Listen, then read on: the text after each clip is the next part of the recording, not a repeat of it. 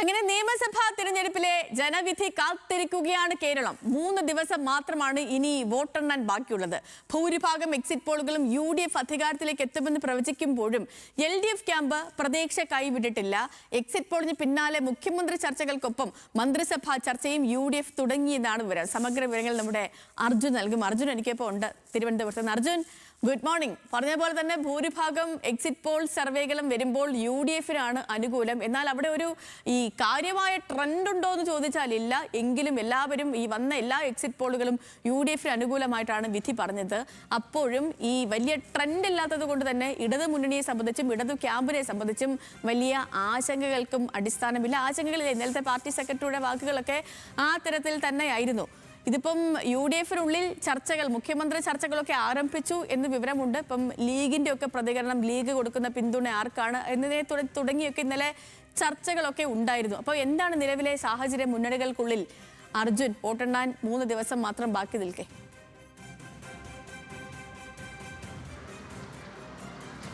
Sethu, good morning. പറഞ്ഞതുപോലെ തന്നെ exit പോളുകളിൽ ഏറെയും ഒരു തരത്തിൽ എല്ലാ എക്സിറ്റ് പോളുകളും UDF അധികാരത്തിൽ എത്തും എന്ന പ്രവചനമാണ് നടത്തിയിരിക്കുന്നത്. ഇന്നലെ ഏറ്റവും ഒടുവിൽ വന്ന ടുഡേസ് ചാണക്യ മാത്രമാണ് LDFന് കൂടി ഭരണം പിടിക്കാനുള്ള സാധ്യത ഉണ്ട് എന്ന് പ്രവചിക്കപ്പെട്ടത്. ബാക്കി വന്നതെല്ലാം UDFന് അനുകൂലമായിരുന്നു. അതിൻ്റെ പിന്നാലെയാണ് UDFൽ മുഖ്യമന്ത്രി ചർച്ചകൾ സജീവമാകുന്നത്. തെരഞ്ഞെടുപ്പ് കഴിഞ്ഞതിന് തൊട്ട് പിന്നാലെ തന്നെ അത് തുടങ്ങി വെച്ചതാണെന്ന് നമുക്കറിയാം. അതിൻ്റെ അലയൊലികളൊക്കെ പലയിടങ്ങളിൽ നിന്നായി കേട്ടു തുടങ്ങുകയും ചെയ്തു.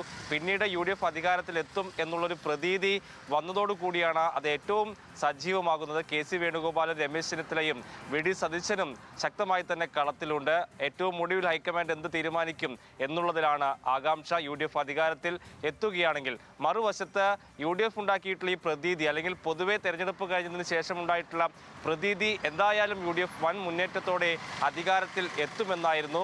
അത് കണ്ട് ഒന്ന് ആശങ്കപ്പെട്ടവരാണ് LDF. ആത്മവിശ്വാസം കുറച്ച് നഷ്ടപ്പെട്ടവരായിരുന്നു LDFന്റെ ക്യാമ്പ്. പക്ഷേ എക്സിറ്റ് പോളുകളിൽ ഒരു തകർന്നടിഞ്ഞു പോകുന്ന സാഹചര്യം ഉണ്ടാകില്ല എന്നുള്ള റിസൾട്ടാണ് LDFന് വന്നിട്ടുള്ളത്. അതായത് ഒരു 60 സീറ്റൊക്കെ ശരാശരി ലഭിക്കുന്ന എക്സിറ്റ് പോളുകളാണ് ഏറെയും.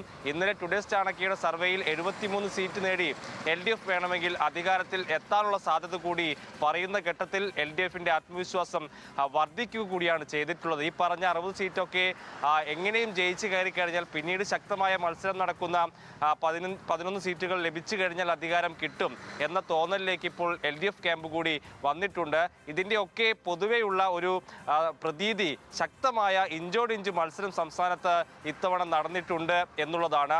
ആർക്കും വലിയൊരു അനുകൂലമായ ട്രെൻഡ് രൂപപ്പെട്ടിട്ടില്ല എന്ന് പ്രവചിക്കുന്നു എക്സിറ്റ് പോൾ. ശക്തമായ ഭരണവിരുദ്ധ വികാരം സംസ്ഥാനത്ത് ഉണ്ടായിട്ടില്ല എന്ന പ്രവചനം നടത്തുന്നു എക്സിറ്റ് പോൾ. അങ്ങനെ നമുക്ക് എല്ലാ നിമിഷവും ആകാംക്ഷ നൽകുന്ന തരത്തിലേക്ക് റിസൾട്ട് ഉണ്ടാകുമെന്ന പ്രതീതിയാണ് എക്സിറ്റ് പോളുകൾ നൽകുന്നത്.